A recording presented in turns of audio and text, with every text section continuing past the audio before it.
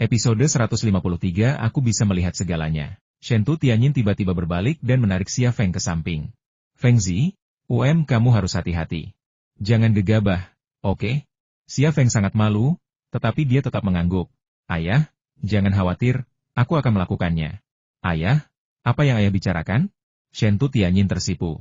Baiklah, aku mau tidur. Shentu Ren tidak berani menatap mata Shentu Tianyin dan pergi seolah-olah ingin melarikan diri. Shentu Tianyin menggandeng tangan Xia Feng dan berjalan menuju kamar tempat mereka menikah. Semuanya masih sama seperti sebelumnya, tanpa sedikit pun perubahan. Pemandangan itu membangkitkan kenangan, dan Xia Feng merasa seperti kembali ke masa lalu. Suamiku, ayo tidur. Istriku, tidurlah. Tatapan mereka bertemu, dan tiba-tiba mereka bersama. Gairah membara, gairah dilepaskan. Setelah jangka waktu tersebut, berapa kali dia bisa menjauhinya? Dia tidak tahu. Yang dia tahu adalah bahwa waktu yang dia miliki bersamanya akan semakin berkurang, dan dia harus menghargai setiap detik yang dia miliki bersamanya sekarang. Kapan tanggal jatuh temponya? Setengah tahun? Mungkin kurang dari setengah tahun. Shentu Tianyin memeluk Xia Feng dengan gugup, takut ia akan bertindak gegabah, namun juga takut ia kehilangan gairah. Tubuh dan emosinya sedang berkonflik, dan ia adalah perisainya. Xia Feng sangat lembut, hari itu, aku akan bersamamu, apapun yang terjadi. Bahkan jika bumi hancur. Hehe. Shentu Tianyin menampar pantat Xia Feng. Apa yang kau bicarakan? Putra dan putri kita baru saja lahir hari itu? Bagaimana mungkin ini akhir dunia? Jangan bicara seperti itu. Xia Feng merasakan kesedihan yang mendalam di hatinya. Dengan merebaknya virus Hellhound, tak seorang pun bisa memprediksi seperti apa dunia dalam setengah tahun. Diam-diam dia mengambil keputusan dalam hatinya. Sekalipun aku mati, aku akan membiarkan anakku tumbuh di lingkungan yang aman dan damai. Tuan. Suara yang sangat serak terdengar dari dalam selimut. Sebelum Xia Feng sempat berkata apa-apa, Shentu Tianyin, yang sedang tertidur di pelukannya, membuka matanya dengan ekspresi terkejut. Suamiku, siapa yang ada di kamar ini? Xia Feng bertanya, mengapa kamu belum tidur? Aku tidak tahan tidur. Jarang sekali aku bersamamu. Aku ingin mengingat setiap menit kebersamaan kita, kata Shentu Tianyin. Lalu ia teringat suara itu lagi. Tadi aku benar-benar mendengar seseorang berbicara, dan itu seorang wanita. Mungkinkah itu Liang Xiao? Apa dia kesini untuk memergoki kita selingkuh? Xia Feng kehilangan kata-kata. Apa yang kau pikirkan? Bagaimana mungkin Xiao? Xiao Qian? Siapa Xiao Qian? Tanya Shentu Tianyin heran, sambil mencari Xiao Qian di sekeliling ruangan. Ia ingat ninja Jepang yang turun bersamanya, tapi ia ingat nama perempuan itu Sukino Anko, bukan Xiao Qian. Pada saat ini, suara Super Xiao Qian terdengar lagi dari balik selimut. Tuan, apa yang Anda lakukan ini benar? Tidakkah menurut Anda salah jika anak seperti saya melihat bagian pribadi Anda? Anda akan memberi saya pelajaran yang buruk. Tempat kamu? Xia Feng tiba-tiba teringat sesuatu dan buru-buru mengeluarkan tangan kirinya yang mengenakan jam tangan multifungsi dari selimut. Lampu di ruangan itu mati. Jam tangan multifungsi Xia Feng memancarkan cahaya biru redup di kegelapan, dan gambar di layar sangat jernih. Shentu Tianyin akhirnya melihat Super Xiao Qian, kecantikan virtual. Hai. Super Xiao Qian melambaikan tangan dan menyapa Shentu Tianyin dengan senyum manis di wajahnya. Halo, Kak Tianyin. Aku Xiao Qian. Shentu Tianyin tidak tahu harus berkata apa. Saudari Tianyin, tolong jangan salah paham, kata Super Xiao Qian, akulah kecerdasan buatan ciptaan suamimu. Aku tidak ada di dunia nyata. Akulah ratu paling berkuasa di dunia internet. Xia Feng berkata, ratu apa? Bicaralah dengan benar. Dia sangat imut. Shentu Tianyin akhirnya menyadari apa yang sedang terjadi, dan dia pun merasa rileks dan tidak gugup lagi. Xia Feng bertanya, Xiao Qian, apa yang sedang kamu lakukan di luar saat ini? Super Xiao Qian berkata, tentu saja aku melaporkan misi ini kepadamu. Aku telah mengikuti instruksimu dan mengirimkan barang-barang yang kau dapatkan dari India ke berbagai media berpengaruh di seluruh dunia. Seharusnya beberapa media sudah mulai melaporkannya sekarang. Aku membuat akun di beberapa platform media sosial, semuanya bernama Rose Queen. Aku mengunggah barang-barang yang kau dapatkan dari India di akun media sosialku dan jumlah penayangannya meningkat. Sekarang akun suamiku telah menjadi akun terpopuler di platform media sosial tersebut, dengan lebih dari 100.000 komentar. Bagus sekali. Xia Feng tersenyum. Meskipun Super Xiao Qian sudah tidak ada lagi di dunia nyata, ia telah menjadi asistennya yang tak tergantikan.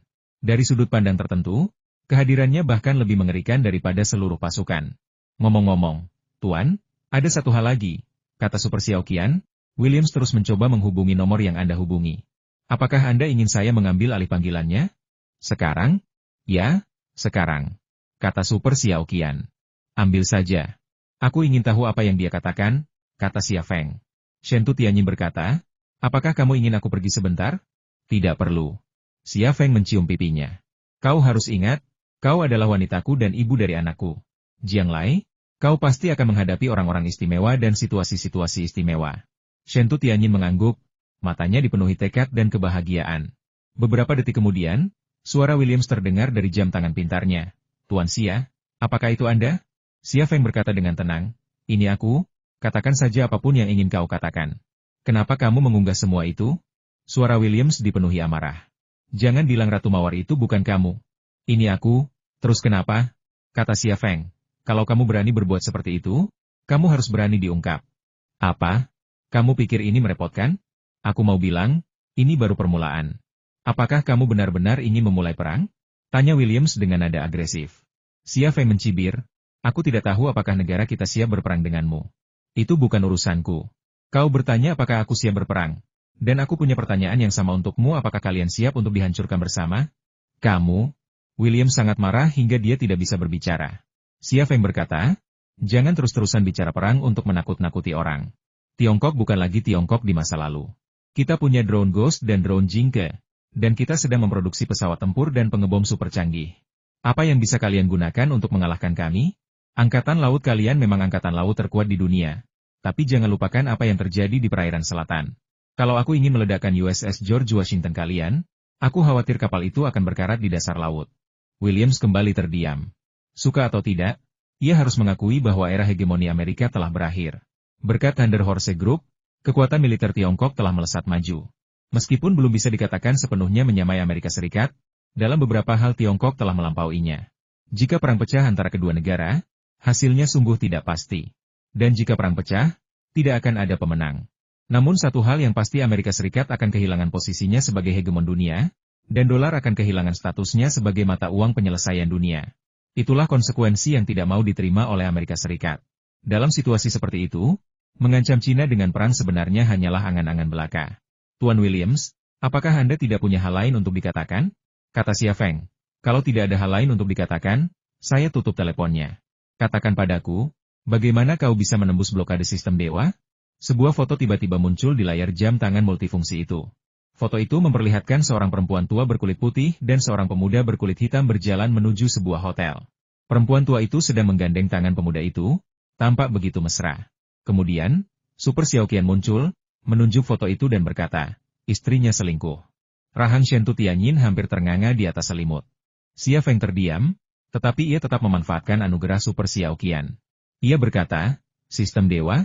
Haha. Apa kau percaya aku bisa mengunggah foto-foto istrimu yang selingkuh di situs-situs web di seluruh dunia? Apa katamu? Brengsek. William seperti anjing pemburu yang marah, suaranya penuh raungan. Xia Feng berkata, periksa emailmu. Aku akan mengirimkannya kepadamu sekarang. Super Xiao Qian mengikuti instruksinya. 10 detik kemudian, suara Williams keluar lagi dari jam tangan multifungsi. Permintaan Anda tidak berubah, kan? Ya, tidak ada yang berubah. Kata Xia Feng. Christine, biarkan dia datang ke Tiongkok. Kau ingin membunuhnya, bukan? Tidak, aku hanya ingin berbicara dengannya. Bagaimana aku bisa mempercayaimu? Kau tidak punya pilihan. Aku sudah mengungkapkan buktinya ke publik. Jika ada yang menyerang Amerika Serikat dengan cara yang sama, jangan salahkan aku karena tidak memperingatkanmu. Suara Xia Feng berubah dingin. Kalau kalian sudah menyingkirkan semua buktinya, saya akan segera menghubungi Presiden. Saya akan memberitahu hasilnya segera setelah saya mendapatkannya. Williams berkompromi. Kalau saya jadi Anda, saya akan segera menelepon untuk meyakinkan Presiden Anda daripada harus mengumpulkan bukti apapun. Baiklah, tunggu teleponku. Williams menutup telepon. Kemenangan. Super Xiao Qian membuat gerakan V. Dia lucu sekali. Shen Tu Tianyin terhibur oleh Super Xiao Qian. Ia menyentuh pinggang Xia Feng dan bertanya, sayang, bagaimana kamu bisa tahu ini? Xia Feng tersenyum dan berkata, ini sangat rumit. Aku bisa membicarakannya selama 3 hari 3 malam dan masih belum selesai. Lagi pula, kau tidak akan mengerti bahkan jika aku memberitahumu. Shen Tu Tianyin menatap Xia Feng dengan genit dan berkata, aku tahu kamu jago. Kamu jago dalam segala hal. Aku mau mengakui kalau kamu lebih jago dariku. Boleh? Setelah berkata begitu, ia mengulurkan tangan dan menggelitik ketiak Xia Feng. Hehehe. Xia Feng tertawa. Shentu Tianyin menjeratnya. Hei, hei, hei, aku masih di sini. Apa yang kau lakukan? Kau harus hati-hati dengan dampaknya. Sebenarnya, aku masih gadis di bawah umur. Suara super Xiao Qian. Dia. Shentu Tianyin tiba-tiba menyadari sesuatu dan buru-buru menarik selimut yang telah melorot menutupi bola putih besarnya. Xia Feng berkata, jika kamu terus bicara omong kosong, aku akan mematikan jam tanganku. Tidak, tidak, aku akan langsung menghilang. Aku akan muncul lagi saat Williams menelepon. Super Xiao Qian benar-benar menghilang. Dia sepertinya benar-benar tidak ingin melihat adegan-adegan yang tidak pantas untuk anak-anak. Shentu Tianyin dan Xia Feng tidak melakukan hal yang tidak pantas untuk anak-anak. Mereka hanya berpelukan dan mengobrol. Suamiku, siapa Christine itu? Kenapa kamu ingin bertemu dengannya? Tanya Shentu Tianyin.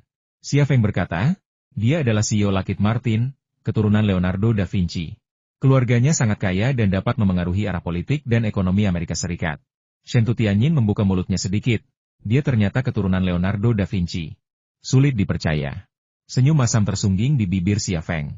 Ia tidak mengungkapkan kebenaran, karena Christine adalah replika Leonardo da Vinci. Dalam arti tertentu, Christine sebenarnya adalah Leonardo da Vinci. Ia hanya tidak ingin Shentu Tianyin mengetahui kebenarannya. Ia ingin Christine dan kedua anaknya hidup di lingkungan yang sederhana. Apa yang ingin kamu bicarakan dengannya? Xia Feng mengulurkan tangan dan memeluk bola putih besarnya. Jangan tanya. Ada beberapa hal yang lebih baik tidak kau ketahui.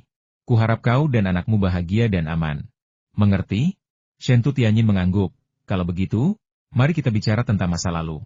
Kapan kamu jatuh cinta padaku? Yah, mungkin kedua kalinya aku melihatmu. Kau sangat sombong waktu itu. Bukankah Gao Ao masih melahirkan anakmu? Keduanya berbincang tentang masa lalu, dan kenangan saat itu sungguh indah, tanpa ada hal-hal negatif. Sekitar setengah jam kemudian, Super Xiao Qian muncul lagi. Tuan, Williams memanggil. Apakah Anda ingin menjawab? Ambillah, kata Xia Feng.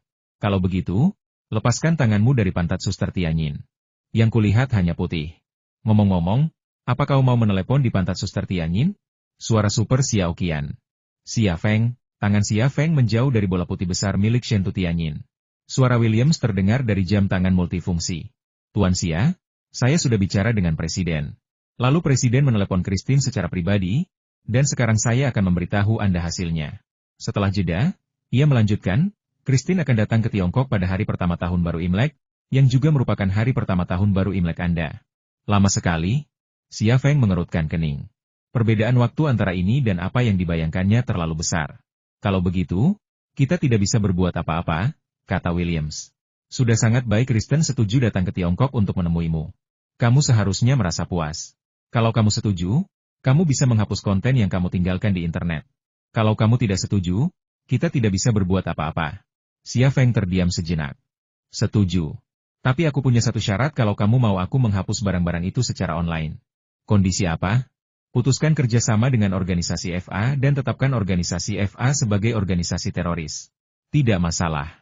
Aku bisa mengambil keputusan. Sudah diputuskan. Selamat bekerja sama. Williams menutup telepon. Dengan kematian Yan Evo dan Augustman, FA diburu oleh pihak-pihak yang tidak disebutkan namanya, hanya menyisakan seorang pemimpin yang tak terlihat. FA telah kehilangan nilainya bagi Amerika Serikat. Dan bagi Xia Feng, FA, yang dulunya merupakan lawan yang tak terkalahkan, juga telah tumbang. Siapa pemimpin organisasi FA? Jawabannya ada pada ayah Xia Changhe. Xia Sui dan Liu Zhengnan akan menikah. Apakah ayah akan kembali? Meskipun Super Xiao Qian telah menghapus semua bukti video, teks, audio, dan foto dari akun Rose Queen, ia tidak menghapus bukti yang dikirimkan ke media. Mereka yang telah melihat bukti tersebut juga mengunduh dan membagikannya kembali, sehingga seluruh dunia terkejut keesokan harinya. Hindustan Times sebuah permukiman kumuh dibom, dan polisi memberitahu kita bahwa itu adalah serangan teroris. Siapa terorisnya? Mereka yang mengenakan seragam militer dan menerima gaji negara. Apa itu virus Cerberus? Virus ini sudah menyebar di negara kita, menewaskan perempuan, anak-anak, dan bahkan lansia. Namun kita tetap tidak tahu apa-apa. Green Algae, dengan modal Lockheed Martin, diam-diam meneliti virus Cerberus dan bereksperimen pada orang yang masih hidup. Kami menuntut penjelasan. The Times, apa yang diinginkan para pemimpin dunia? Virus Cerberus telah mewabah di India, Nigeria, dan Meksiko. Individu yang terinfeksi akan mengamuk dalam hitungan menit, menyerang dan melahap makhluk hidup apapun. Dunia manusia sudah berada dalam bahaya besar. Virus Cerberus mengingatkan kita pada The Walking Dead. Mungkinkah dunia benar-benar seperti itu? Dibandingkan dengan kemarahan dan tuduhan media India, media Inggris, sebagai adik Amerika Serikat, juga tampak lembut dan sopan. Mereka mengabaikan bagian-bagian yang berkaitan dengan Amerika Serikat, tetapi mendalami bagian tentang virus Cerberus untuk mengalihkan perhatian. Der Spiegel, apa yang diinginkan polisi dunia AS? Mereka menempatkan pasukan secara ilegal di Nigeria untuk mengendalikan wabah virus Cerberus. Mereka mengendalikan perusahaan biofarmasi di India, diam-diam meneliti virus Cerberus, dan bahkan menggunakan subjek manusia untuk eksperimen. Apakah langkah selanjutnya adalah menargetkan Meksiko? Apakah Amerika seperti ini yang dibutuhkan dunia? Setidaknya bukan Jerman, bukan Eropa.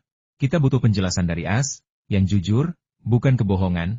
Rossiyskaya Gazeta Rusia Amerika Serikat, negara paling kuat di dunia, selalu menjulang tinggi di dunia. Di bawah panji kebebasan, Amerika Serikat telah membangun pangkalan militer dan mengerahkan kapal perang serta jet tempur di seluruh dunia, sambil mengeksploitasi dunia dengan dolarnya. Rakyat Ukraina dan Timur Tengah telah menderita kehancuran akibat revolusi warna. Harga minyak akhirnya jatuh, dan ekonomi Rusia juga merosot. Namun, apakah Amerika Serikat puas? Tidak. Sekarang mereka menjangkau virus Cerberus, berkolaborasi dengan iblis. Labor Daily Kekaisaran AS diam-diam meneliti virus Cerberus dalam upaya menguasai seluruh dunia. Ini adalah tindakan permusuhan terhadap seluruh umat manusia.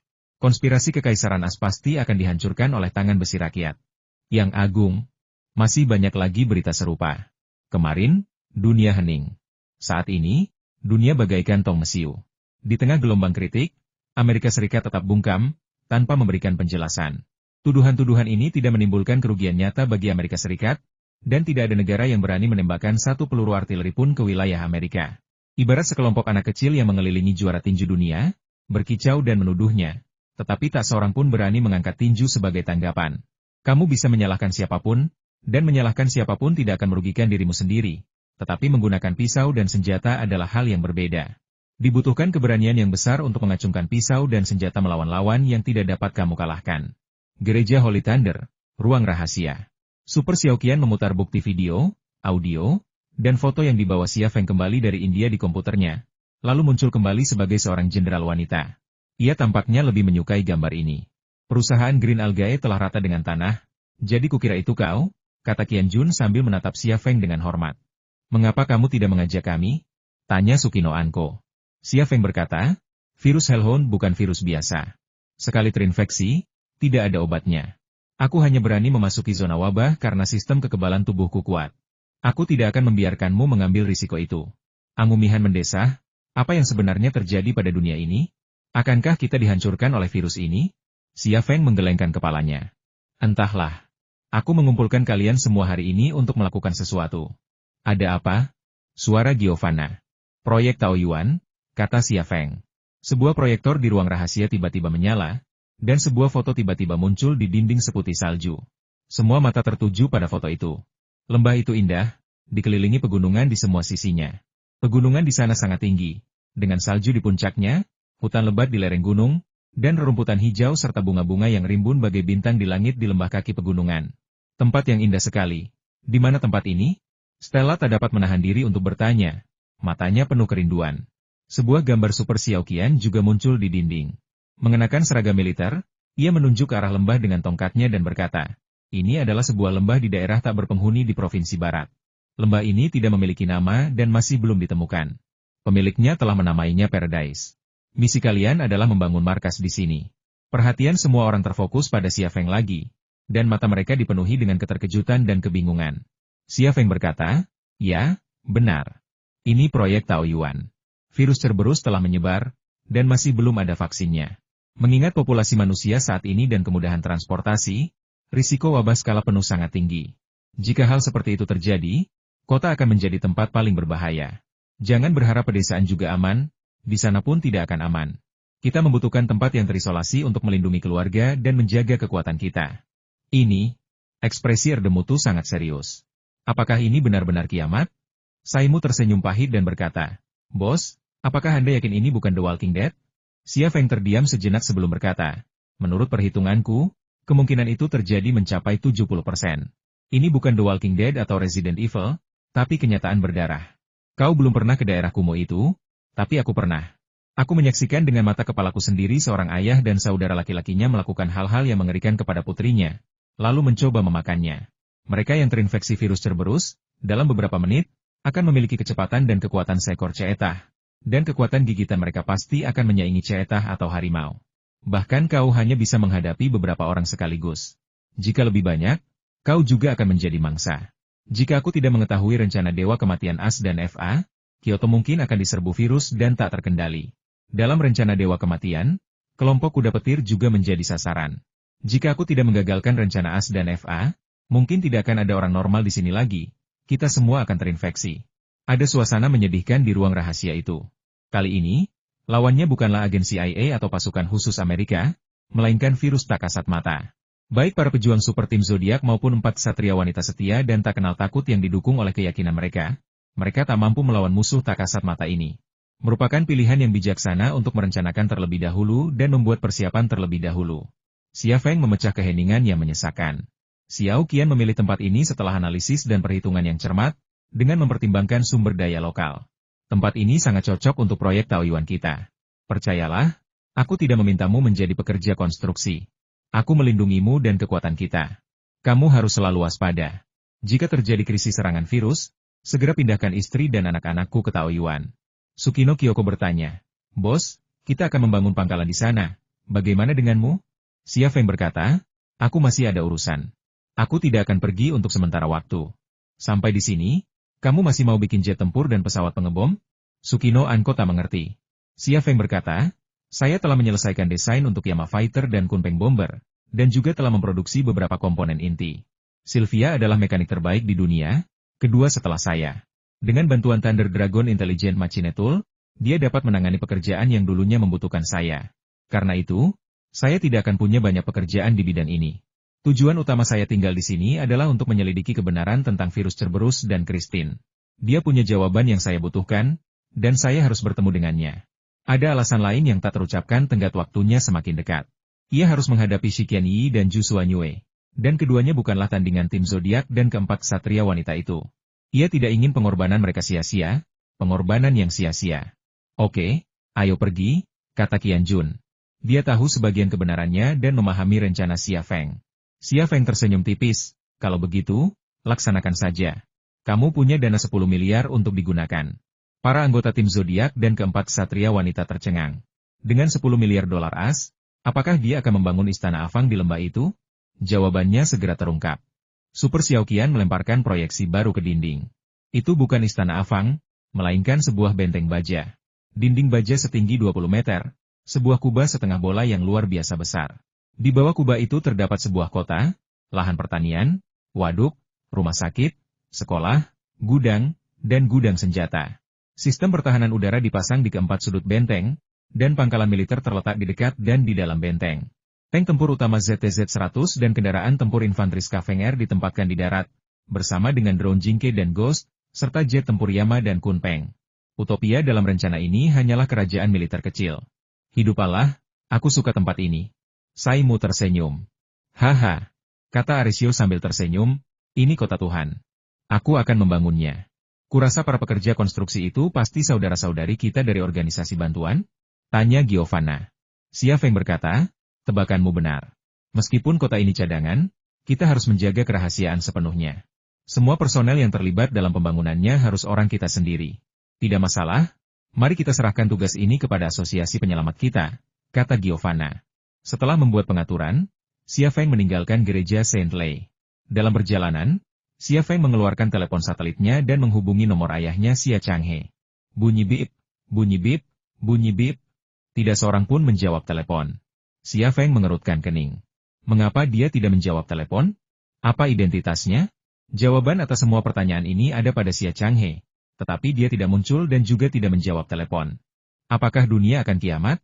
Xia Feng bukan satu-satunya yang khawatir, banyak orang lain juga. Dunia sedang melaporkan krisis virus Cerberus. Meskipun dunia belum mencapai kiamat, opini publik sudah dipengaruhi oleh opini publik, pasar modal diliputi pesimisme, dan pasar saham global anjlok.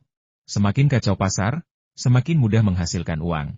Selama masa ini, Super Xiao Qian tidak hanya menghasilkan uang di pasar saham as. Ingat, setiap pasar saham memiliki kehadirannya. Itu adalah ladangnya. Dana di rekening Xia Feng terus terakumulasi. Kenyataan yang mengerikan adalah bahwa Thunder Horse Group tidak menghasilkan sebanyak yang dihasilkan Super Xiao Qian untuknya. Sulit untuk diterima, Tetapi itulah kenyataannya. Di dunia saat ini, mereka yang berkecimpung di industri lebih rendah daripada mereka yang berkecimpung di real estate, dan mereka yang berkecimpung di real estate lebih rendah daripada mereka yang berkecimpung di pasar modal. Dan siapa di dunia ini yang dapat mengelola modal lebih baik daripada Super Xiao Qian? Bahkan 100 Warren Buffett yang disatukan tidak akan mampu menandingi seujung jari Super Xiao Qian. Sebulan setelah krisis virus Hellhound menjadi topik hangat. Di kantor, Super Xiao Qian muncul dari jam tangan multifungsi di pergelangan tangan Xia Feng. Kali ini, ia tidak muncul di permukaan datar, melainkan muncul di pergelangan tangan Xia Feng dalam bentuk proyeksi holografik. Ini adalah pengakuan dan penghargaan Xia Feng atas karyanya selama sebulan terakhir. Ia secara pribadi memodifikasi jam tangan multifungsi ini. Satu-satunya di dunia yang memiliki fungsi seperti itu. Jika jam tangan berkualitas tinggi diproduksi, niscaya akan menjadi produk populer di seluruh dunia, seperti iPhone di masa-masa awalnya. Namun, Xia Feng tidak tertarik. Salah satu alasannya adalah ia tidak punya waktu dan tenaga. Dan alasan lainnya adalah ia tidak lagi peduli dengan uang yang sedikit. Super Xiao Qian, berpakaian seperti jenderal wanita, turun dari pergelangan tangan Xia Feng dan berdiri di atas meja. Muncul untuk pertama kalinya melalui proyeksi holografik. Ia tampak seperti manusia, tingginya sekitar 1,8 meter, dengan wajah yang halus, area dada yang kencang dan montok, pinggul yang bulat dan kencang, serta pinggang ramping dan kaki jenjang yang membentuk lekuk tubuh yang anggun. Ia memiliki ciri-ciri Liang Xiao, Long Bing, Fan Fan, Jiang Rui, Tang Yuyan, Shen Tutianyin, Anina, Sylvia, dan Sirami. Penampilan dan tubuhnya sempurna, memiliki kecantikan dan daya tarik seksual yang sempurna. Jika dia nyata, dia akan menjadi wanita tercantik di dunia. Tuan, saat ini, kekayaan pribadi Anda adalah 20.143.214.958. Menurut daftar orang terkaya Forbes, Anda sudah menjadi orang terkaya di dunia. Super Xiao Qian sedang memberikan laporan kepada Xia Feng di kantor pusat Hunter Horse Group. Ia kemudian menambahkan, Bill Gates jauh lebih miskin daripada Anda. Bagaimana perasaan Anda jika tuan saya menjadi orang terkaya di dunia? Xia Feng tersenyum getir. Aku tidak merasakan sesuatu yang istimewa. Malahan, aku merasa sedikit aneh. Bukankah karena kamu mendapatkan uang ini dengan kerja keras? Uang ini milikmu tanpa alasan, kata Super Xiao Qian. Xia Feng berkata, mungkin itu sebabnya. Rasanya seperti mencuri. Aku mencuri uang orang lain dan menjadi orang terkaya di dunia. Aneh sekali rasanya. Tuanku, alasan Eropa begitu kaya adalah karena mereka menjarah kekayaan dunia selama masa kolonial. Alasan Amerika begitu kaya adalah karena mereka menggunakan dolar untuk menyandera ekonomi dunia. Tuan begitu kaya karena aku bekerja keras siang dan malam untuk menghasilkan uang untukmu. Tidakkah Tuan tahu betapa sulitnya perdagangan saham? Tuan tidak memujiku, dan Tuan bilang aku mencuri. Ini permainan modal, dan aku jago, jadi aku selalu menang. Bisakah itu dianggap mencuri? Xia Feng tersenyum.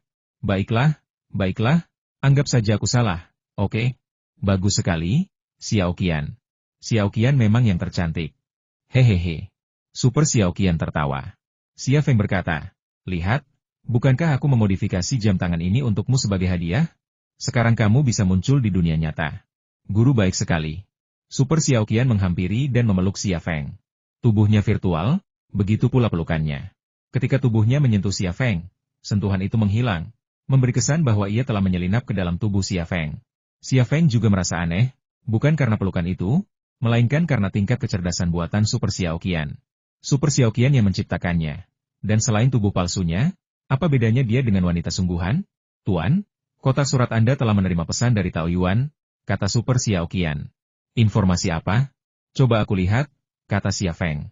Di atas meja, Super Xiao Qian menghilang, dan sebuah video holografik mulai diputar.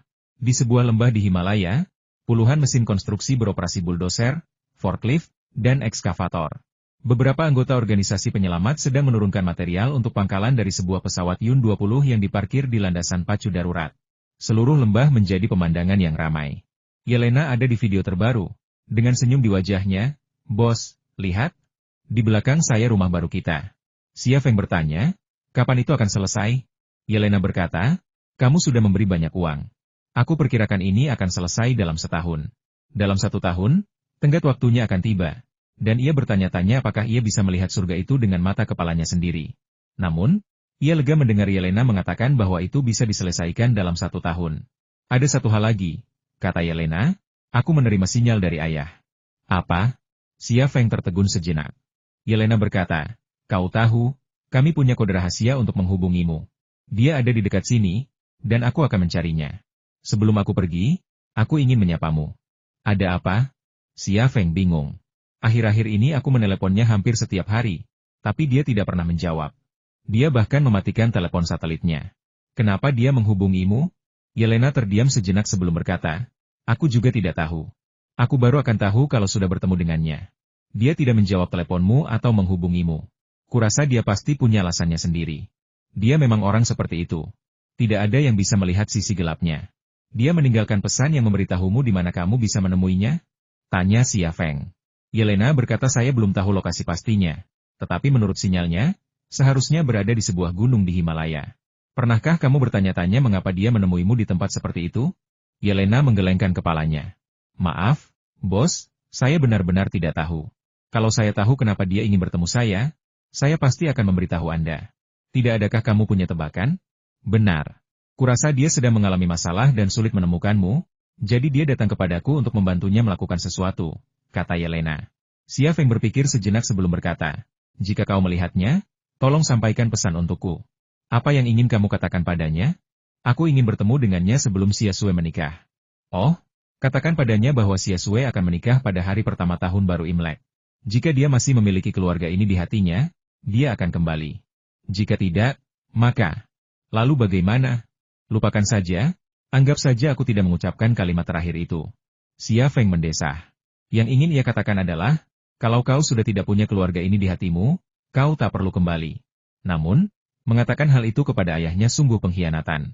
Meskipun ayahnya, Xia Changhe, tidak memenuhi tanggung jawabnya sebagai seorang ayah, ia telah membentuknya. Jika bukan karena kapsulae pemberian ayahnya, ia mungkin masih bekerja di lokasi konstruksi. Anugerah membesarkan anak, anugerah melahirkan anak, semuanya lebih agung dari langit dan lebih dalam dari bumi. Baiklah, aku akan memberitahunya. Ada lagi yang ingin kau sampaikan? Tidak lagi, itu saja. Oke, selamat tinggal.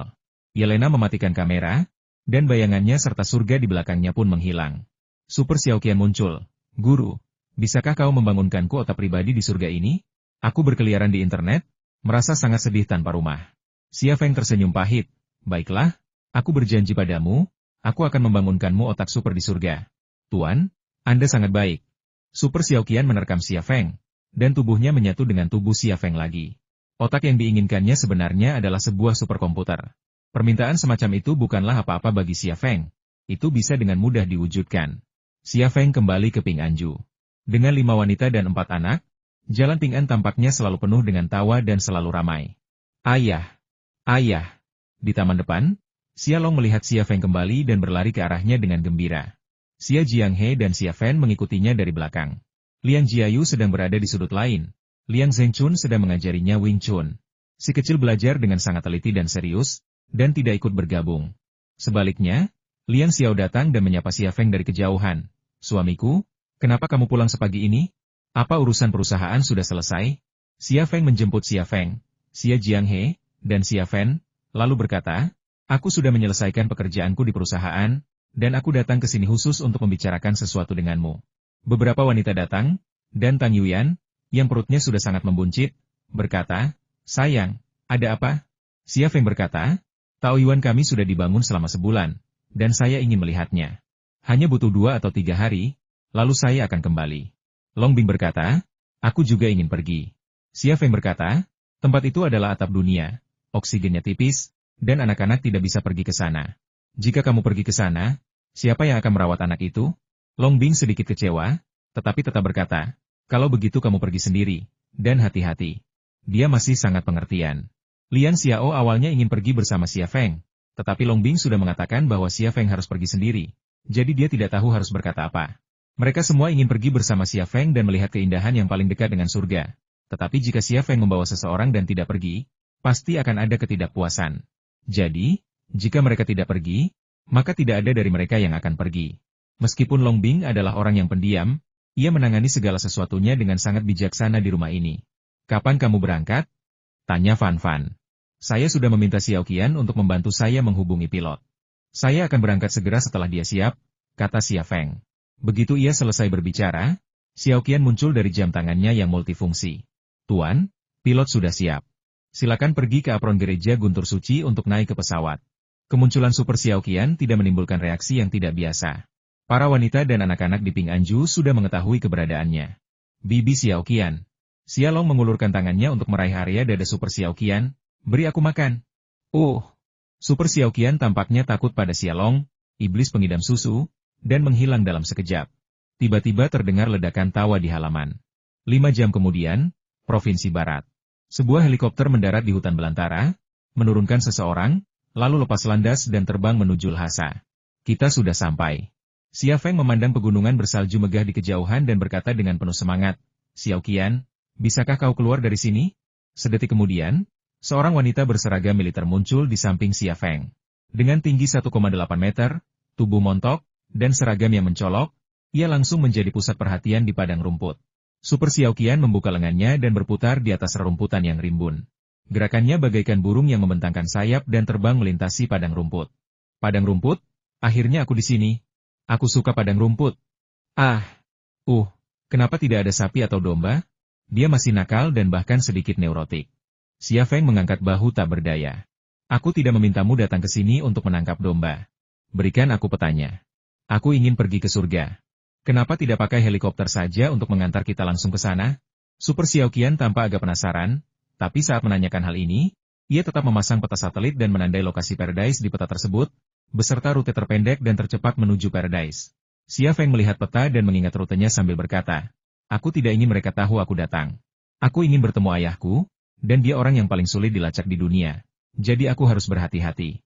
Aku mengerti. Tapi aku harus memberitahumu bahwa setelah memasuki Himalaya, tidak akan ada sinyal. Aku akan menghilang, dan aku tidak bisa membantumu.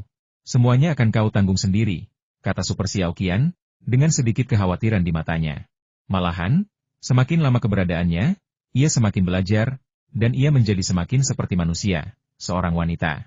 Oke, aku sudah hafal peta rutenya. Xia Feng berjalan menuju puncak bersalju di kejauhan. Menurut peta rute yang digambar oleh Super Xiaoqian, ia harus mendaki puncak bersalju itu lalu berjalan sekitar 20 km sebelum ia bisa melihat surga itu. Helikopter sebenarnya bisa membawanya lebih dekat ke Paradise, tetapi Paradise memiliki radar pertahanan udara yang dapat dengan mudah mendeteksi helikopter. Jika ayahnya, Xia Changhe, berada di dekat Paradise, ia mungkin melihat helikopter itu dan pergi lebih awal. Karena itu, ia lebih suka mendaki puncak-puncak curam yang tertutup salju dan berjalan di jalan pegunungan yang sulit hanya untuk bertemu Xia Changhe. Mengapa ayah ingin melihat Yelena? Pertanyaan ini terus terngiang dalam benak Xia Feng sampai sekarang, melayang naik turun, dan tidak bisa dihilangkan. Super Xiaoqian mengikuti Xia Feng berjalan kaki, terkadang melompat-lompat, terkadang berlari. Akhirnya, ia berubah menjadi seekor domba dan berlari mengelilingi Xia Feng sambil mengembik. Mendaki di daerah terpencil Provinsi Barat, bersama orang lucu seperti Super Xiaoqian, perjalanannya tidak sepi.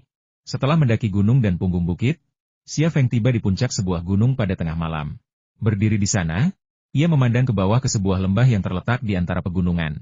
Sebuah pangkalan yang menggabungkan fungsi militer dan sipil sedang dibangun.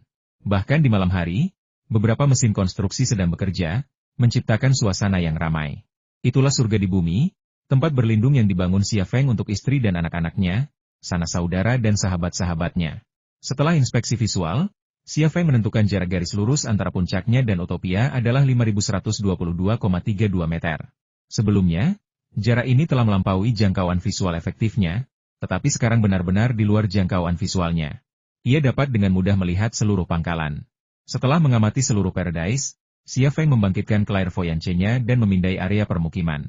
Lebih dari 5.000 meter jarak yang sangat jauh mempengaruhi penglihatannya, tetapi ia masih bisa melihat apa yang terjadi di dalam hunian sementara itu.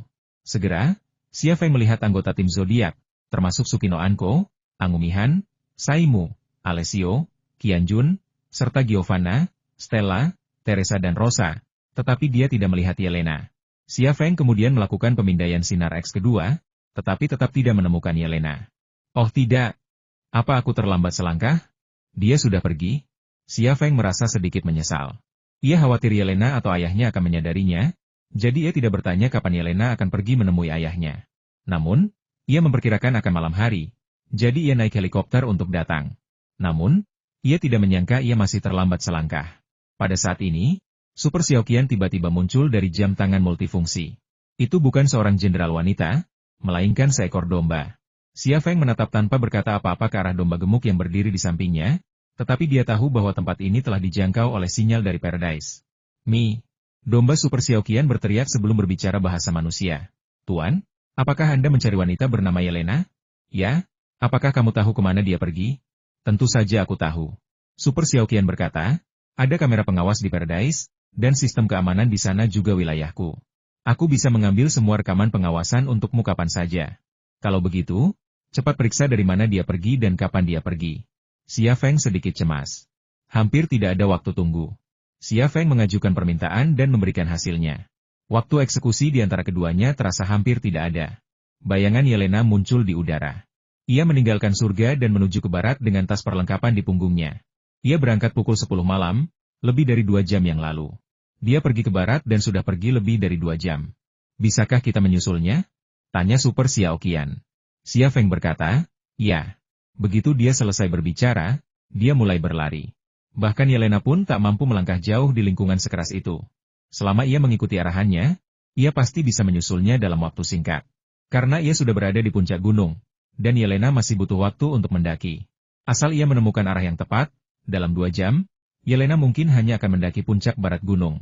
Diselimuti kegelapan, Himalaya bergelombang bagai naga raksasa, kepala dan ekornya tak terlihat, keseluruhannya mustahil dilihat sekilas. Angin dingin bersiul bersama kepingan salju, dan salju di pegunungan semakin tebal. Tuan, aku kedinginan sekali. Super Xiaoqian, yang telah berubah menjadi domba gemuk, berlari di depan Xia Feng. Saat Xia Feng mengayunkan tangannya, ia terkadang berada di langit dan terkadang di tanah. Pemandangan itu sungguh aneh. Mengapa kamu bersikeras berubah menjadi domba?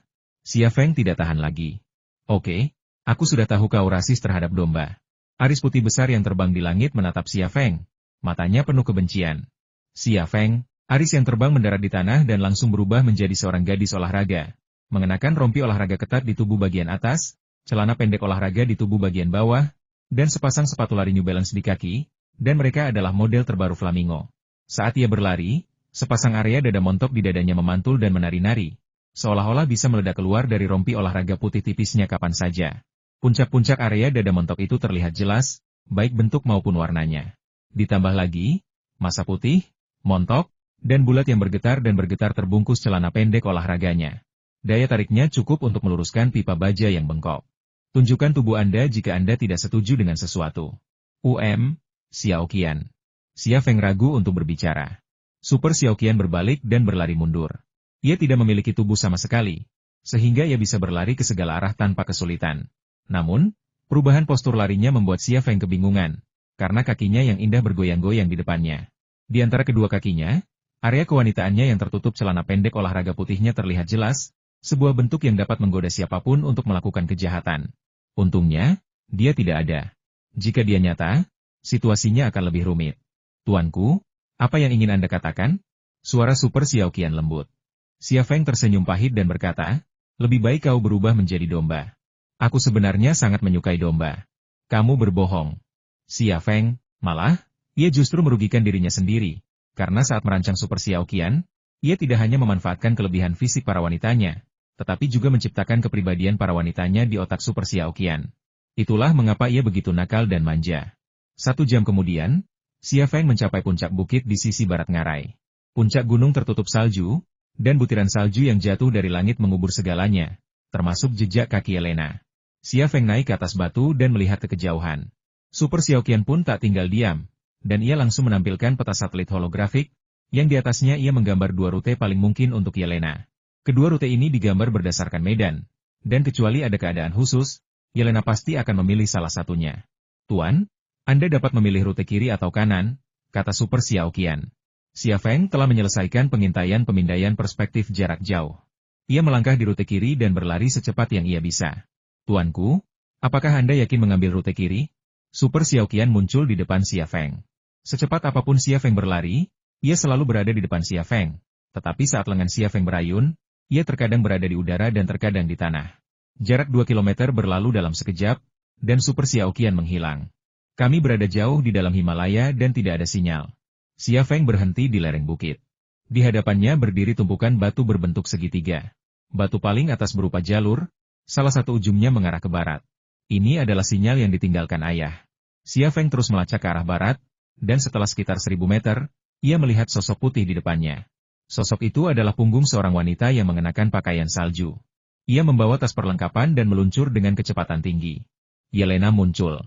Pantas saja aku mengejarnya sejauh itu. Ternyata dia pakai kereta luncur. Xia Feng mengejarnya. Melihat Yelena, Xia Feng justru melambat. Ia harus menjaga jarak lebih jauh, karena mengira Yelena, ayam jantan dari tim zodiak, adalah pengamat lingkungan yang ahli, dan gerakan sekecil apapun akan membuatnya waspada. Jika ia mengejutkannya dan Yelena menemukannya, ia tak akan bisa menjelaskan mengapa ia mengikutinya. Bagaimanapun ia menjelaskan, Yelena akan merasa ia tidak mempercayainya. Yang satu meluncur cepat, yang lain sengaja melambat. Jarak garis lurus di antara mereka dengan cepat menyusut menjadi 4 kilometer. Pada jarak ini, Xia Feng mempercepat lajunya, mengimbangi Yelena. Matanya selalu tertuju pada Yelena, dan area di depannya setidaknya berjarak 2 kilometer. 1 jam kemudian, sebuah puncak menjulang-menjulang dari puncak-puncak di sekitarnya. Meskipun tidak setinggi Gunung Everest, puncak itu merupakan yang tertinggi di wilayah tersebut. Xia Feng memperkirakan ketinggiannya mencapai 6.678 meter, lebih rendah 2.000 meter dari ketinggian Everest yang mencapai 8.844 meter. Gunung apa ini? Tanya Xia Feng tanpa sadar. Super Xiaoqian tidak muncul, dan tidak ada sinyal di tempat ini, jadi dia tidak bisa muncul sama sekali.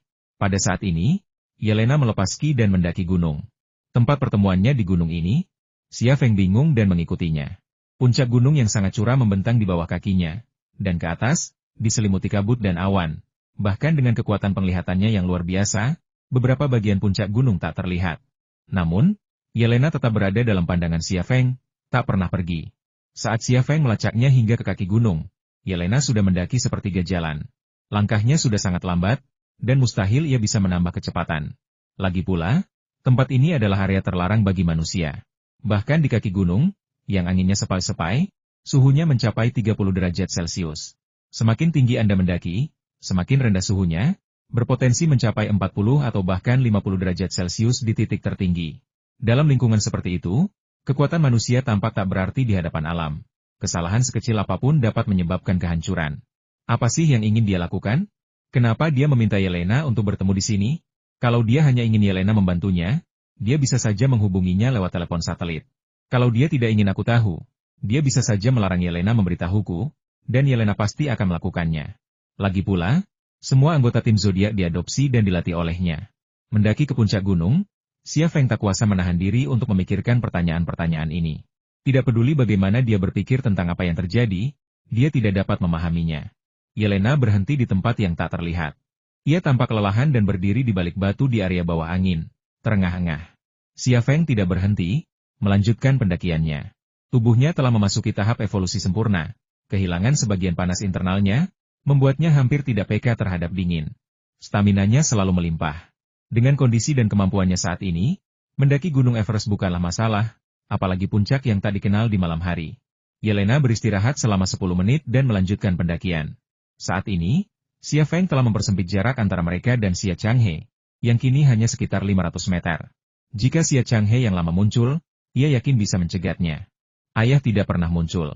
Tumpukan batu menarik perhatian Xia Feng. Itu adalah tanda yang ditinggalkan ayahnya. Tumpukan batu itu berdiri tegak di antara bebatuan di kaki gunung, menuju ke puncak.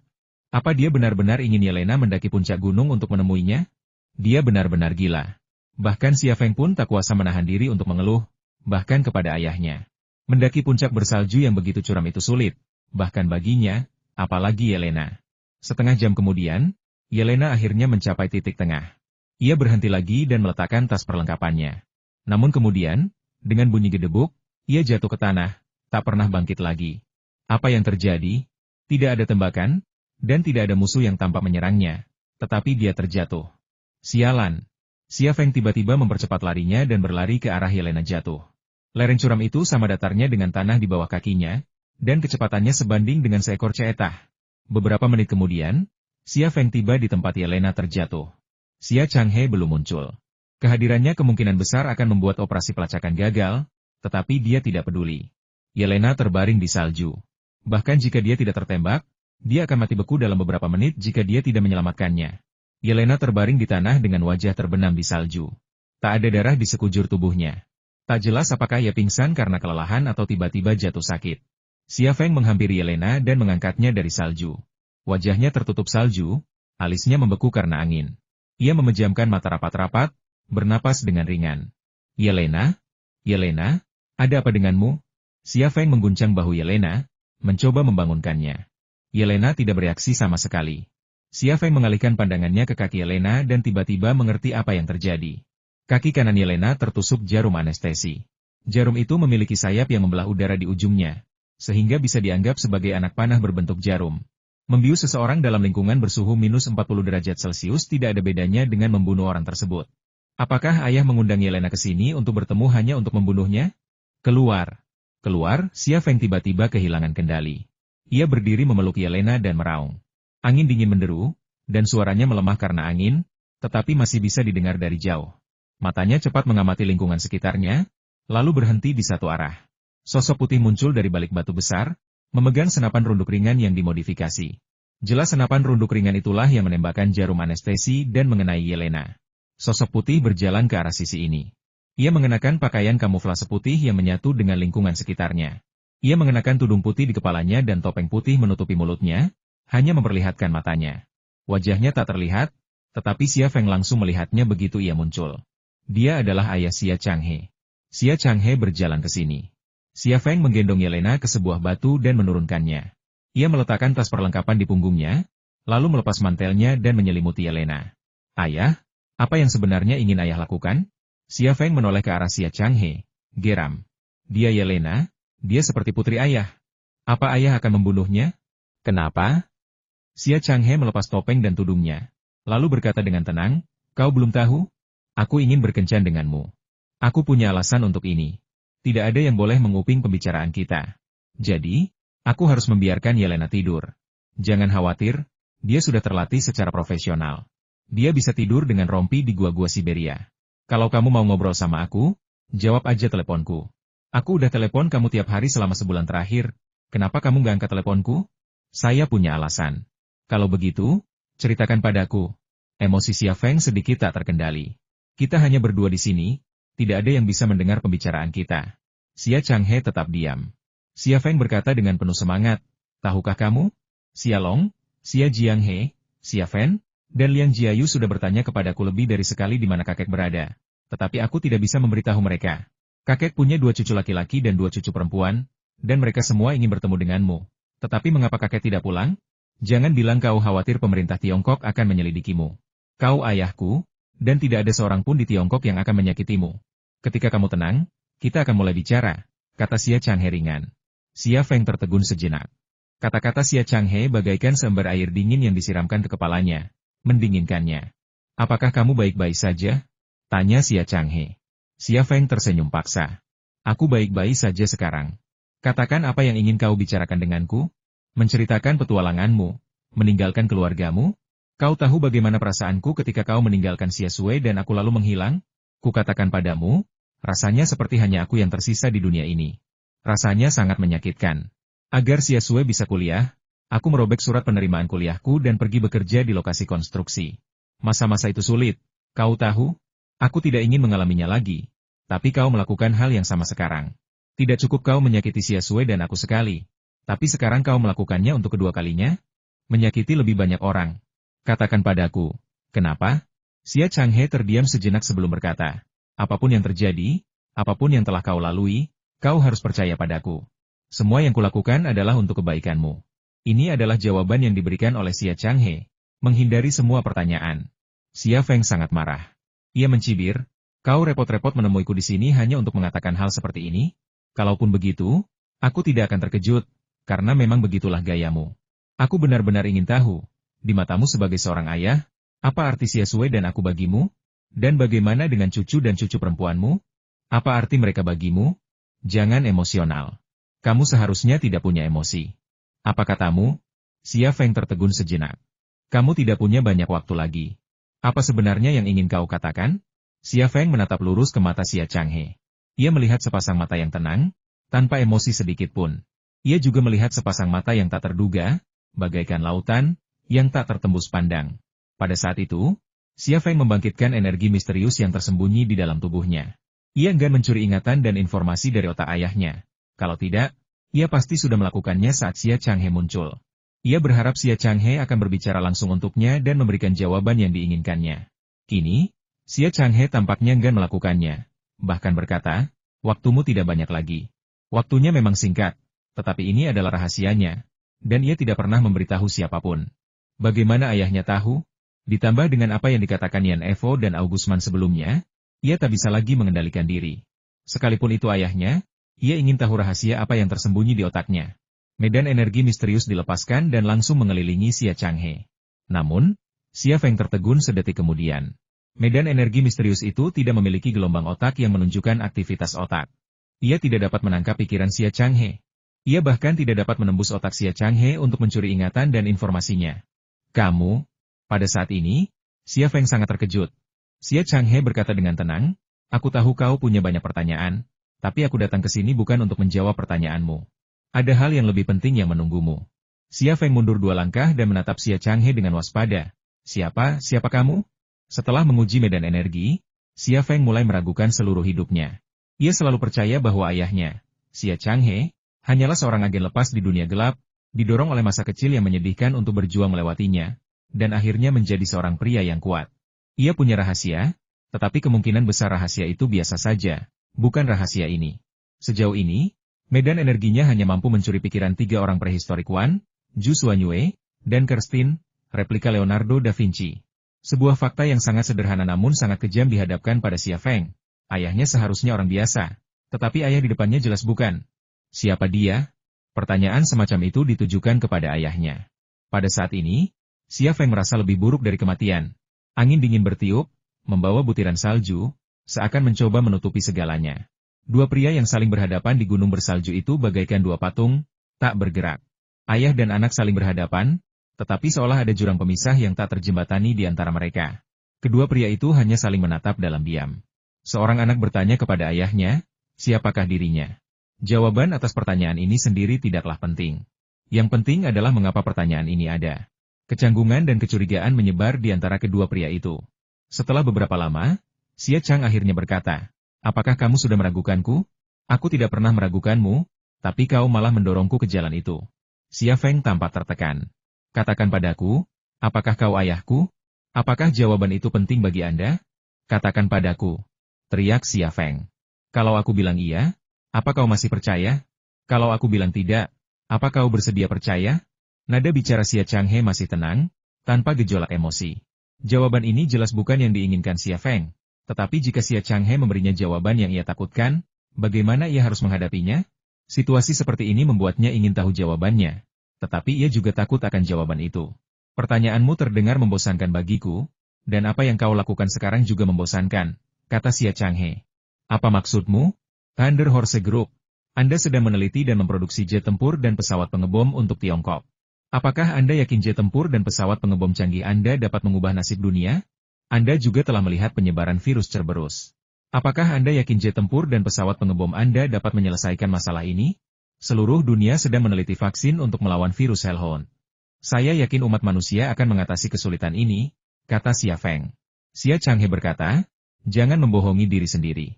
Kalau kau percaya manusia bisa mengembangkan vaksin untuk virus Hellhound, apa kau masih akan membangun surga di tempat terpencil ini? Kau sedang membangun tempat perlindungan untuk istri dan anak-anakmu. Kau bahkan tidak percaya manusia bisa bertahan dari krisis ini, tapi kau malah mencoba meyakinkanku bahwa kita bisa. Menurutmu itu lucu, kan? Cukup. Emosi Xia Feng kembali tak terkendali. Setidaknya aku tahu caranya membangun tempat berlindung untuk istri dan anak-anakku dan mempertimbangkan mereka. Tapi apa yang kau lakukan? Berapa banyak hal yang kau sembunyikan dariku? Katakan padaku. Waktumu tak banyak lagi. Hentikan semua hal membosankan itu. Kau harus menjadi kuat. Hanya dengan begitu kau akan punya kesempatan untuk bertahan hidup. Kau tahu segalanya, kan? Tanya Xia Feng ragu-ragu. Kali ini, Xia Changhe tidak mengelak. Ia mengangguk dan berkata, ya, aku tahu segalanya. Itulah sebabnya aku melakukan semua ini. Kau selalu emosional. Cintamu pada perempuan-perempuan itu dan cintamu pada Tiongkok, menurutku, semuanya kekanak-kanakan dan bodoh. Kau punya hal yang lebih penting untuk dilakukan, karena inilah misimu. Misi? Misi apa? Xia Feng selalu berfokus pada takdirnya, tenggat waktu yang semakin dekat. Ia tak pernah merasa punya misi. Kalaupun ada, ia hanya ingin membantu Tiongkok menjadi lebih kuat agar istri dan anak-anaknya bisa menjalani sisa hidup mereka tanpa rasa khawatir. Hanya itu. Misimu adalah, kata Xia Changhe setelah jeda, Misimu adalah mengungkap rahasia kotak dunia dan tengkorak kristal. Tapi kemampuanmu saat ini tidak mampu melakukannya. Kau harus menjadi lebih kuat. Ini adalah kedua kalinya dia mengatakan bahwa Xia Feng ingin menjadi lebih kuat. Kotak dunia, tengkorak kristal, dan bahkan kapsula inilah misteri yang Xia Feng impikan untuk dipecahkan. Namun, setelah bertahun-tahun pencarian dan pengorbanan yang tak terhitung jumlahnya, ia masih belum menemukan satupun petunjuk berharga. Memecahkan misteri-misteri ini bukanlah tugas yang mudah. Apakah memecahkan misteri kotak dunia dan tengkorak kristal adalah misiku? Xia Feng tersenyum getir dan menggelengkan kepalanya. Kurasa itu bukan misiku. Apakah itu alasanmu meninggalkan keluargamu? Mengapa rahasia-rahasia ini begitu penting bagimu? Manusia biasa hanya hidup beberapa lusin atau 100 tahun. Apakah rahasia-rahasia yang tersembunyi di alam semesta, waktu, dan ruang ini benar-benar penting baginya? Kau masih saja keras kepala. Xia Changhe berkata dengan dingin. Mereka penting bagiku, dan aku punya alasan untuk itu. Kalau begitu berikan aku alasanmu.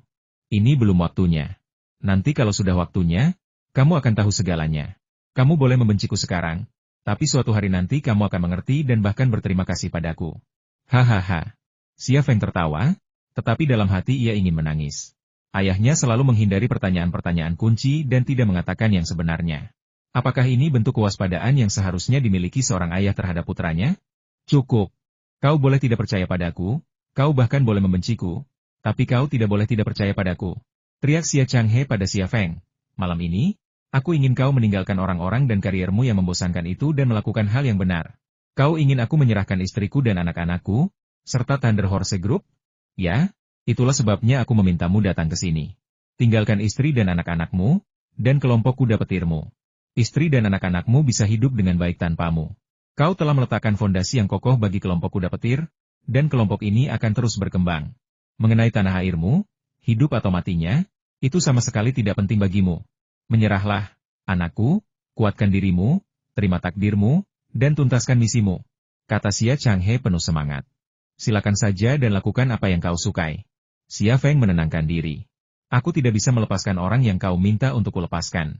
Cintaku pada negaraku melebihi imajinasimu. Kau mungkin tidak mengerti aku.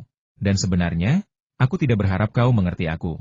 Kau sudah bertemu denganku dan mengatakan apa yang ingin kau katakan. Jadi, sudahlah. Xia Changhe menatap Xia Feng. Tatapannya agak dingin dan sedikit marah. Xia Feng tersenyum getir dan berkata, Ayah, apapun yang telah ayah lakukan, apapun rahasia yang ayah sembunyikan, aku harus mengatakan bahwa di hatiku, ayah akan selalu menjadi ayahku. Aku juga ingin mengatakan bahwa Xia Sui akan menikah pada hari pertama tahun baru Imlek. Jika ayah masih menganggapku sebagai putra dan putri ayah, Xia Sui, ayah boleh datang ke pernikahannya. Jika ayah tidak menganggapku sebagai putra dan putri ayah, jangan datang lagi. Xia Feng, aku tahu sulit bagiku untuk meyakinkanmu, tapi aku berjanji padamu, ketika Xia Sui menikah nanti, aku akan kembali menghadiri pernikahannya dan melihat cucu-cucuku. Xia Changhe tampak sedikit menua, wajahnya penuh kelelahan. Kau benar-benar akan kembali? Xia Feng merasa sedikit tidak yakin.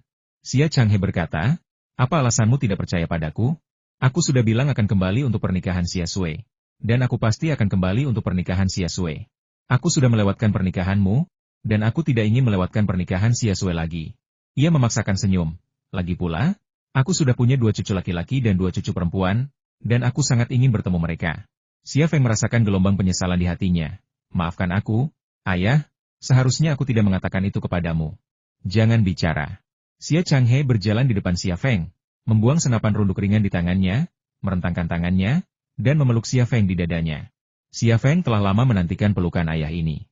Apapun yang telah dilakukan Xia Changhe, betapapun Xia Changhe menyembunyikannya darinya, saat ini, ia telah memaafkannya. Bagaimanapun, seorang ayah tetaplah seorang ayah, orang yang telah melahirkan dan membesarkannya. Mungkinkah ia benar-benar membencinya? Tidak. Namun, tepat saat ia larut dalam kegembiraan atas kepulangan ayahnya, ia tiba-tiba merasakan nyeri yang tajam di pahanya. Ia mendorong Xia Changhe menjauh, dan betapa terkejutnya ia saat mendapati sebuah pedang tertancap di pahanya. Pedang itu tertancap dalam, mencapai gagangnya. Namun, yang lebih menakutkannya bukanlah lukanya, melainkan fakta bahwa pedang itu dibuat khusus. Alih-alih alur pembuangan darah, pedang itu memiliki mekanisme ejeksi berongga di tengahnya. Ketika Xia Changhe menusukkan pedang khusus ini ke pahanya, ia justru menyemburkan cairan asing ke dalam pahanya. Ayah, pedang itu menusuk paha Xia Feng, dan hatinya hancur. Xia Changhe tiba-tiba menendang perut bagian bawah Xia Feng. Xia Feng tidak bereaksi sama sekali. Di bawah tendangan keras Xia Changhe, tubuhnya terpental dari tanah dan terlempar sekitar 10 meter sebelum jatuh menghantam salju. Darahnya mewarnai salju menjadi merah, sangat menarik perhatian dan mengejutkan. Ia berbaring di atas salju.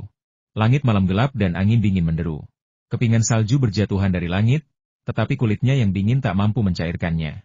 "Bangun!" teriak Xia Changhe pada Xia Feng, "bunuh aku!" Xia Feng terbaring tak bergerak di salju. Bagaimana mungkin luka di tubuhnya sebanding dengan rasa sakit di hatinya? Pisau dan tendangan Xia Changhe telah menusuk dan menghancurkan hatinya. "Bukankah kau berusaha melindungi istri dan anak-anakmu? Bangun!" Xia Changhe meraung seperti orang gila, "Bangun dan bunuh aku. Kalau kau tidak berdiri, istri dan anak-anakmu akan mati. Istrimu dan anak-anakmu akan mati." Kata-kata itu bagaikan tali yang menarik Xia Feng dari salju. Ia mencabut pistol Viper dari pinggangnya dan mengarahkannya ke Xia Changhe. Namun, membidik Xia Changhe mudah, tetapi menarik pelapuknya sulit. Ia merasa seolah-olah ada batu seberat 1000 pon yang membebani jari-jarinya, tak mampu bergerak sedikit pun. "Tidak bisakah kau melakukannya?" Suara Xia Changhe dingin. "Kau hanya punya satu jalan. Bunuh aku. Jangan dorong aku," teriak Xia Feng. "Siapa kamu sebenarnya?" Jawabannya sudah ditentukan sebelumnya. Tidak ada ayah yang akan melakukan operasi bedah pada putranya sendiri. Namun, ia masih ingin mendengar Xia Changhe berbicara sendiri. Ia masih memegang secercah harapan. Xia Changhe menunjuk pedang di paha Xia Feng dan bertanya, "Apakah kamu tahu apa yang tersembunyi di pisau itu?" Xia Feng tanpa sadar melirik pedang di pahanya, dan merasakan rasa sakit yang membakar di lukanya. "Itu darah seseorang yang terinfeksi virus Hellhound." "Kau sudah terinfeksi," kata Xia Changhe. Ledakan. Otak Xia Feng tiba-tiba berdengung, dan ia merasa sedikit pusing. Bukan karena luka di pahanya, juga bukan karena pedang itu berisi darah korban virus Cerberus, melainkan karena ayahnya yang telah memperlakukannya seperti ini. Xia Changhe berkata dengan dingin, "Aku tahu kau pernah ke India, kau pernah memasuki daerah kumuh tempat virus Cerberus mewabah, dan kau juga pernah ke laboratorium perusahaan alga hijau, tapi kau belum terinfeksi virus Cerberus. Tubuhmu memiliki kekebalan yang sangat kuat, tapi sistem kekebalanmu tidak mampu membunuh begitu banyak virus Cerberus. Kalau kau ingin bertahan hidup, kau hanya punya satu cara, yaitu makan. Makan." Makanan yang disebutkan Xia Changhe jelas bukan nasi atau sayuran, tetapi otak orang yang masih hidup. Zhu Xuanyue juga menyampaikan permintaan ini kepada Xia Feng. Xia Feng tidak terkejut dengan saran Zhu Xuanyue, dan dia juga tidak merasa ada yang aneh. Namun, mendengar Xia Changhe mengatakan ini, terutama setelah menusuk dan menyuntiknya dengan virus Hellhound, dia benar-benar patah hati. Tidak ada kesedihan yang lebih besar daripada hati yang mati. Jantung Xia Feng hampir mati saat ini. Ia menatap Xia Changhe, terdiam. Pertanyaan-pertanyaan itu, jawaban-jawaban itu, tak lagi penting. Xia Changhe menatap langsung ke mata Xia Feng. "Tubuhmu butuh lebih banyak energi. Kamu bisa saja menjadi lebih kuat dengan makan, tapi kamu lebih suka kelaparan daripada makan, dan malah makan energi bermenjijikan itu. Tenggat waktumu semakin dekat. Dengan kondisimu saat ini, bagaimana kamu bisa melewati tahap akhir? Kau benar-benar tahu segalanya. Apa kau ayahku? Kalau bukan, siapa kau?" Tatapan Xia Feng berubah dingin. Xia Changhe tidak menjawab pertanyaan Xia Feng. Tatapannya beralih ke kaki kanan Xia Feng. Ia berkata, "Seharusnya kau bisa merasakan rasa sakit yang membakar itu sekarang, kan? Itu virus Cerberus yang menyebar di tubuhmu. Orang biasa pasti sudah gila sekarang, tapi kau bukan orang biasa. Sistem kekebalan tubuhmu masih bisa bertahan untuk sementara waktu. Tapi jika kau tidak memutuskan untuk makan, kau akan terinfeksi sepenuhnya dan menjadi gila. Saat itu, kau masih harus makan, dan kau akan makan dengan gigimu. Mengapa kau memperlakukanku seperti ini? Untuk membuatmu lebih kuat." Xia Changhe mengangkat tangannya dan menunjuk Yelena yang tak sadarkan diri. "Pergi dan habiskan energi di otaknya. Jika kau tidak mau memulai ini, aku akan membantumu." Bang bang bang. Xia Feng tiba-tiba melepaskan tembakan. 3 peluru ditembakkan dari pistol Viper, tetapi tidak satu pun mengenai Xia Changhe. Peluru-peluru itu malah mendarat di tanah di depannya. Peluru-peluru itu menembus salju, meninggalkan 3 lubang putih kecil. "Sampah." Mulut Xia Changhe menunjukkan rasa jijik. "Kau membenciku, kau ingin membunuhku, tapi kau tak bisa. Dengan kondisimu saat ini, bagaimana kau bisa melewati level terakhir? Kau butuh kekuatan, kau butuh waktu, agar kau bisa memecahkan rahasia kotak dunia dan tengkorak kristal? Apa kau tidak mengerti? Hanya ini satu-satunya jalan keluar." Ia menunjuk Yelena yang tak sadarkan diri lagi. "Pergi, makan dia."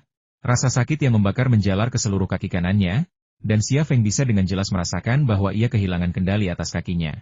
Energi misterius di dalam dirinya berusaha melawan dan membunuh virus Cerberus, tetapi virus Cerberus membelah terlalu cepat, membuatnya mustahil untuk melawan atau membunuhnya sepenuhnya. Jika ini terus berlanjut, virus itu tidak akan lama lagi menyebar ke organ dalamnya atau bahkan otaknya, dan ia akan tamat. Akan tetapi, meskipun dia membunuhnya, dia tidak bisa memakan Yelena. Namun, membunuh Xia Changhe, dia tidak bisa melakukannya, meskipun dia tidak yakin apakah Xia Changhe masih ayahnya. Lagi pula, pria ini telah membesarkannya dan Xia Sui. Sekarang, dia menghadapi pilihan yang paling sulit sejak dia lahir. Di satu sisi, ia memiliki ayahnya, dan di sisi lain, ia memiliki seorang wanita yang setia kepadanya dan rela mati untuknya. Siapa yang bisa ia biarkan mati? Namun, jika ia tidak memilih apapun, ia akan mati. Dalam segitiga kematian ini, pilihan apa yang harus ia buat? Rasa terbakar akibat penyebaran virus semakin kuat. Tubuhnya terasa seperti medan perang, dua pihak yang bertikai energi misterius di dalam dirinya di satu sisi, dan virus Cerberus di sisi lain. Energi misteriusnya tak diragukan lagi adalah seorang prajurit elit yang mampu mengalahkan 1000 musuh, sementara virus Cerberus adalah gerombolan. Namun, jumlah yang pertama terlalu sedikit, sementara yang kedua terus membelah dan berkembang biak, menyerbu garis depan energi misterius itu dengan keunggulan jumlah yang luar biasa. Seiring pertempuran berlanjut, konsumsi energi misterius itu semakin parah, dan ia tak mampu lagi menahannya. Sinyal kuat untuk makan muncul dalam kesadarannya. Ia sangat perlu melahap energi di otak orang-orang yang masih hidup. Keinginan ini luar biasa kuatnya. Jangan memaksa. Lakukan saja apa yang seharusnya kau lakukan. Makan dia, kata Xia Changhe. Suaranya seperti memiliki kekuatan magis. Xia Feng berjalan menuju Yelena, kehilangan kendali pada kaki kanannya dan terpincang-pincang. Senyum tersungging di bibir Xia Changhe.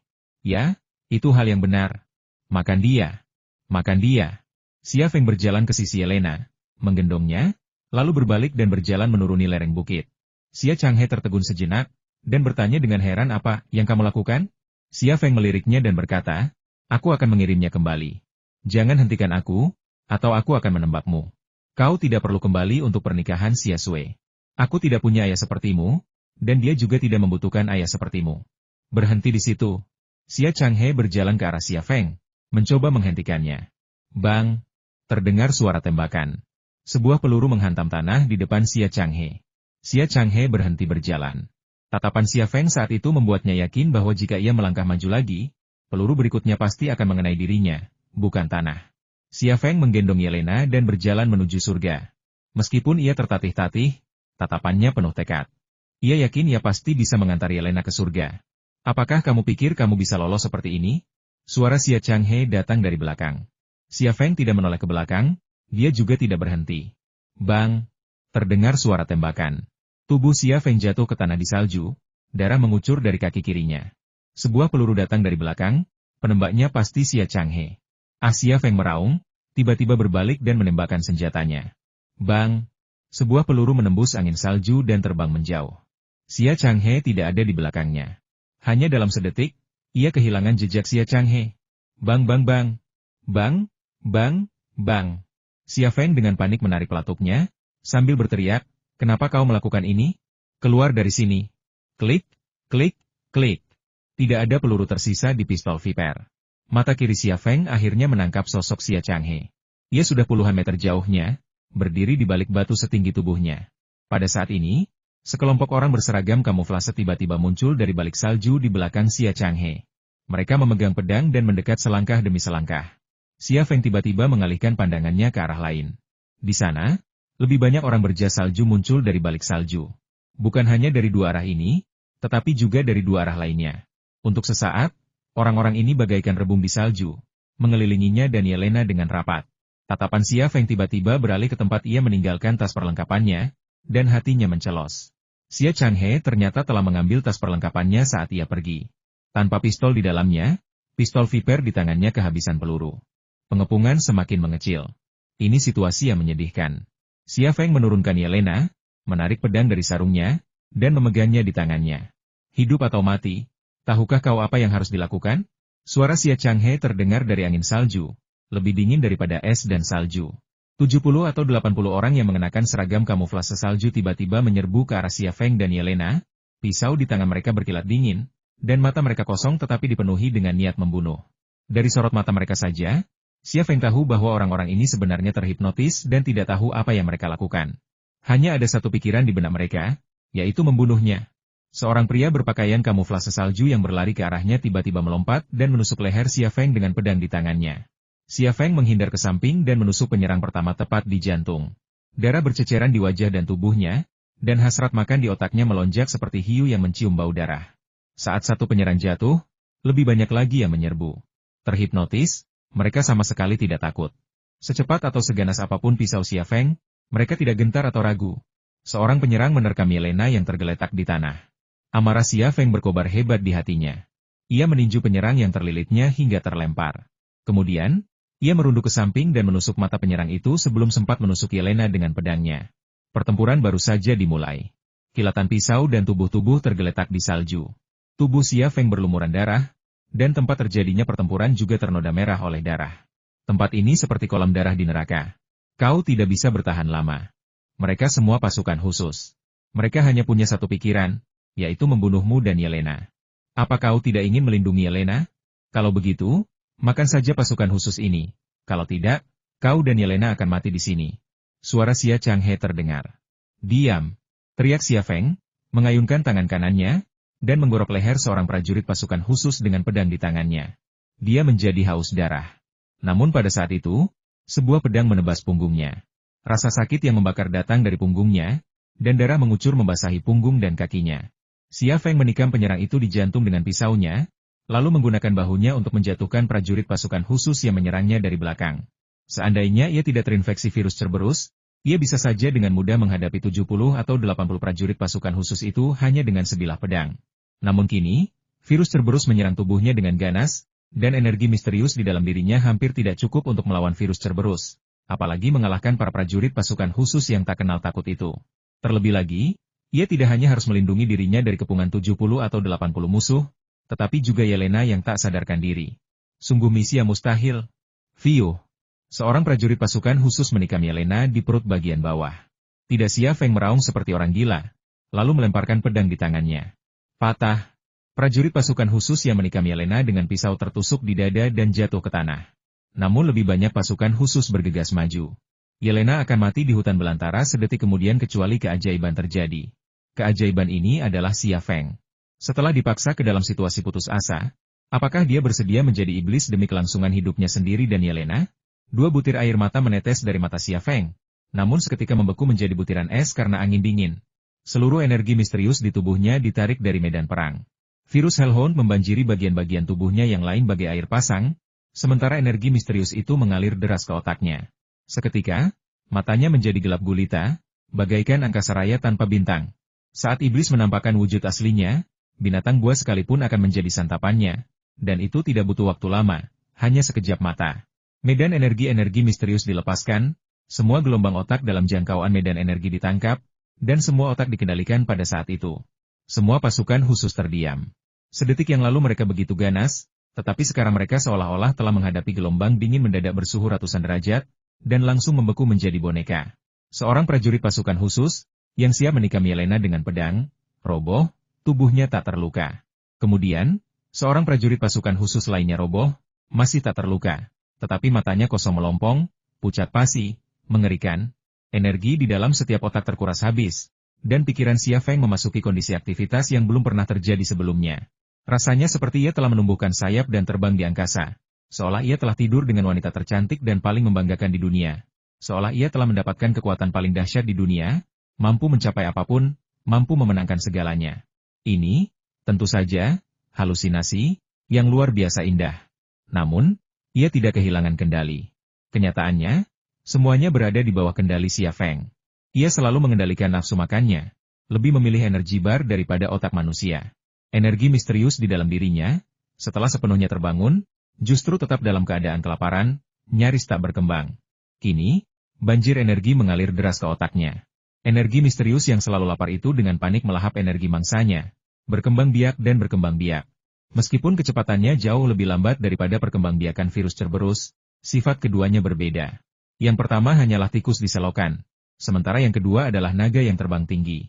Ini hanyalah metafora, tetapi berfungsi untuk menggambarkan perbedaan kekuatan yang sangat besar di antara keduanya. Saat Xia Feng makan, sesuatu tiba-tiba menjadi lebih kuat dan lebih dahsyat, dan mulai menyerang balik virus Cerberus di dalam dirinya. Di dalam tubuhnya, area yang telah diambil alih oleh virus Cerberus sepenuhnya direbut kembali. Prajurit pasukan khusus terakhir juga gugur. Tanah dipenuhi mayat dan darah. Angin dingin terus mengamuk, menyapu bersih semua kehangatan dan membekukan segalanya. Tubuh-tubuh di tanah dengan cepat mengeras, darah mereka berubah menjadi es merah, yang segera tertutupi kepingan salju. Namun, Xia Feng tampil sebagai sosok yang unik. Pakaiannya tipis, tubuhnya berlumuran darah, namun angin dingin dan salju tak mampu menghilangkan kehangatannya, karena ia tak memilikinya. Kepingan salju yang berputar-putar ditiup angin dingin bahkan tak mampu mendekatinya. Medan energinya melindunginya seperti kulit telur, tetapi sebelum ini, medan energinya sangat lemah sehingga hampir tidak terlihat. Segala sesuatu ada dengan energi. Transformasi materi mengonsumsi energi sekaligus menghasilkannya. Energi ada di mana-mana, hanya berbeda dalam sifatnya, kekuatan dan kelemahannya. Namun, medan energi Xia Feng bukanlah dari dunia ini. Ia menyimpan misteri yang tak terjelaskan. Padahal, dibandingkan dengan rahasia kotak dunia dan tengkorak kristal, apa yang lebih ingin diungkap Xia Feng adalah rahasia kapsul AE dan energi misterius dalam tubuhnya. Karena hal inilah yang paling erat kaitannya dengan dirinya. Dari manakah asal bubuk kapsul AE berisi ember yang digali dari piramida di jantung kota Yerusalem? Apa sebenarnya energi yang kuat dan misterius ini dalam tubuh? Mungkin tidak ada jawaban sama sekali di dunia ini. Xia Feng selalu berpikir bahwa si Qianwei dan Zhu Xuanyue tahu jawabannya. Tetapi setelah apa yang terjadi malam ini, dia mulai meragukannya. Ayah, terlepas dari apakah ia ayahnya atau bukan, memiliki kekebalan yang sama terhadap energi misterius seperti Christine. Ia pasti terhubung dengan yang prasejarah atau Zhu Xuanyue. Jika ayah dianggap bawahan yang prasejarah atau Zhu Xuanyue, maka semua yang ia alami hanyalah tipuan, yang dirancang untuk memaksanya sampai ke titik ini. Sebelumnya, ayah, dengan penuh semangat, mengatakan bahwa misinya adalah memecahkan rahasia kotak dunia dan tengkorak kristal, yang sangat penting bagi Shi Qianwei dan Zhu Xuanyue. Jika Shi Qianwei dan Zhu Xuanyue mengetahui rahasia kotak dunia dan tengkorak kristal, bagaimana mungkin ia bisa mengalami apa yang sedang dialaminya? Dan apa yang sedang terjadi sekarang? Apakah ayah satu-satunya di Shiqian atau Zhu Xuanyue? Atau dia hanya pakaian untuk Zhu Xuanyue dan Shiqian? Jawabannya ada di ayah. Tatapan Xia Feng beralih ke tempat ayahnya bersembunyi. Batu itu masih berdiri diam di lereng bukit, diterpa angin dan salju. Matanya langsung menembus batu tebal itu dan mengamati pemandangan di baliknya. Tidak ada apapun di balik batu itu, hanya salju putih, bahkan tidak ada jejak kaki. Saat ia sedang makan, ayahnya tetap pergi. Tujuannya telah tercapai. Akankah ayah kembali menghadiri pernikahan Xia Sui? Tentu saja tidak. Malam ini, ayah dan anak saling bermusuhan. Bertemu lagi, Xia Feng ragu apakah ia bisa menganggap ayahnya musuh. Lagi pula, pria itu pernah menjadi ayahnya, pria yang membesarkannya. Sebelum ia melewati rintangan ini, ia tidak bisa menganggap ayahnya musuh yang harus langsung dibunuh. Inilah perbedaan antara manusia dan hewan. Manusia punya perasaan. Jika seseorang tidak peduli dengan keluarganya sendiri dan bisa menyakiti siapapun, apa bedanya mereka dengan hewan? Dalam momen singkat perenungan dan pengamatan ini, Xia Feng jelas merasakan sensasi terbakar di tubuhnya berkurang. Virus Hellhound di dalam dirinya sedang sekarat, dinetralkan oleh energi misterius. Luka di kakinya juga sembuh dengan cepat. Satu-satunya kekhawatiran yang tersisa adalah peluru yang bersarang di kaki kirinya. Ia harus mengatasinya sebelum menuruni gunung dan pergi. Xia Feng mengangkat Yelena dan meletakkannya kembali di tempat yang terlindung. Ia kemudian mengambil pedang dan bersiap untuk membuka lubang peluru di kaki kiri Yelena dan mencungkilnya dari daging. Saat hendak melakukannya, tatapannya langsung tertuju pada peluru di dalam daging. Ia juga menyadari bahwa setelah makan malam yang heboh, matanya tanpa sadar telah menyatu. Sebelumnya, mata kirinya berfungsi untuk rabun jauh dan perspektif, sementara mata kanannya berfungsi untuk memindai dan memasukkan data ke dalam otaknya.